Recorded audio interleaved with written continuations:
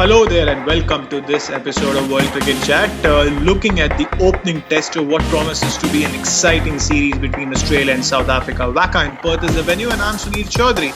At the other end of the line is Shruti Chopra, who will offer her predictions as well. But first things first, Shruti, how's that throat of yours? Oh, my throat feels horrible. So apologies in advance for sounding terrible and for the possible sneezing and sniffles along the way. So let's just get right into this. An interesting build-up to the start of this opening test match for Australia. Well, usually most build-ups on a test tour of Australia are centered around an attempt to belittle one or more of the touring players, usually their most important players, or the captain, a sledge or five at the opposition captain, and then some more ruffling of feathers in the media. So in that sense, it has been slightly different as Australia look to get their own house in order for starters. When I say that, I'm looking at what's happened recently on the field. Australia were thrashed 3-0 by Sri Lanka in a test series away and were pummeled 5-0 by South Africa in an ODI series. Mitchell Stark is himself returning from an injury layoff, in his own words, is probably a week or so away from full fitness. And you add to that the bit of selection controversy around the axing of Jackson Bird in favour of Joe Many because of what chairman of selectors Rod Marsh described as a better batting option at number 10 or 11. And the Joe Burns sacking and the reinstallation of Usman Khwaja after the scathing attack on the selectors. And it does make for an interesting build-up, Shruti. Wow, that's quite a bit to digest there. So bookmakers still have Australia as heavy favourites to win this test. But surely it won't be a cakewalk for them. Look, Shruti, most of these odds are based on some of the historical data, and the recent history weighs heavily in favour of Australia, who have won their last 5 test series at home.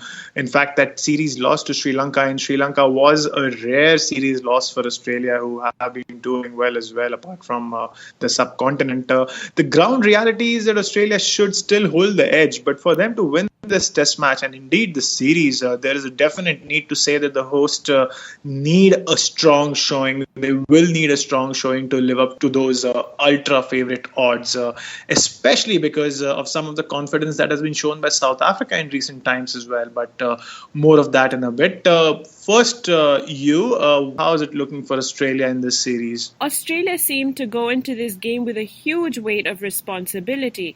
They really shouldn't feel so troubled, yet they do.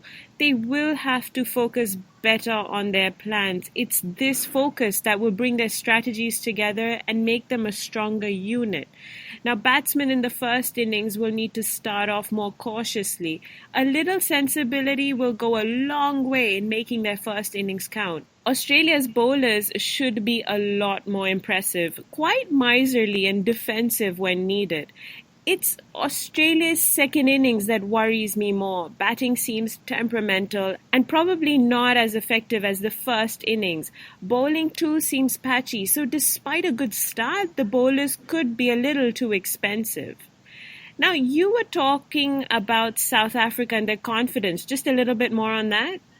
Yes, it's easy to see that there has been a bit of a turnaround in the way they've gone out to the middle and gone about their business. First, they defeated New Zealand in a test series at home and then registered that 5-0 win that I was talking about over Australia, which some might say came against the second string Aussie bowling attack, but then you just play the side that's in front of you and not think about what the bowling attack is. And beating a top side like Australia by that kind of a margin will always give a team that spring in their stride. So that should help. What should also help is the emergence of Quinton de Kock as a confident batting keeper, the signs of Dale Steyn returning back to being at his test match best, and a very fit Vernon Philander. Now, we all know that he started off his career as a seam bowler with an excellent test bowling average, but petered away a little because of fitness issues, but he seems to be fit right now, and these are good reasons for South Africa to be chipper at this stage.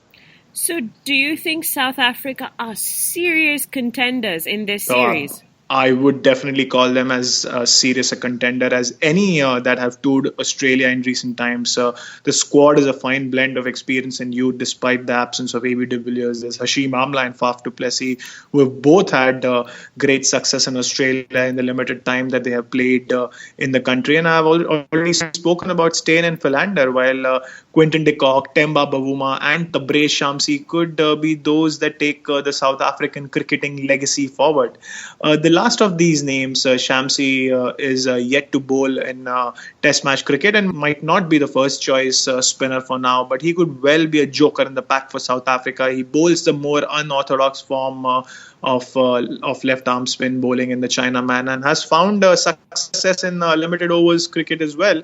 He's shown that he has the ability to get under the skins of some of the Aussie cricketers, which could also hold some key here, and it should be an interesting contest if he gets his chance. Shruti, moving on to you, what are the pointers that you will be looking at when it comes to South Africa for this Test match? With South Africa, it's a little different. They come into this test series feeling a lot higher in confidence because they feel they can overcome any situation. It's a great attitude to have, but it does cloud their judgment while executing their plans. South Africa's solid middle order batting in the first innings is what should provide them with a strong foundation. But if they can get better application from the openers, they will manage to help their inconsistent bowling despite actually having a good start with the ball. Now, batting in the second innings is pretty positive, instinctive. It'll just be South Africa playing their natural game, where they should even manage to pull out some magic through their bowling, which is going to be pretty concise and cleverly done. And what's your prediction on the result for this Test match? Well, this first Test match will have quite a few ups and downs, but the team that edges out, the team that holds Taro advantage, for me is South Africa. Now, Suneer, your chance. Will South Africa dish out a surprise according to you? This is their definite chance, but they will need to play to their fullest potential against an Australian side in Australia. I also think that the pitch could have its say here, but because if the back surface behaves in the manner it did last time a Test match was played here, it was a match between Australia and New Zealand. There were a whopping 1,660 runs scored for the loss of just 28 wickets in that Test match. And then, if that is the case, then one is looking at draw as an option too. Somehow, I think it will be a better surface than that one. And the team batting well over the first 2 days of the match could hold the advantage, Shruti. Wow, well, that's an interesting and an in-depth call there, Suneer. But that's it from us here at World Cricket Chat. Please subscribe to our show by clicking on that red subscribe button and follow us on Twitter at World Cricket Chat. Till next time, have a good time.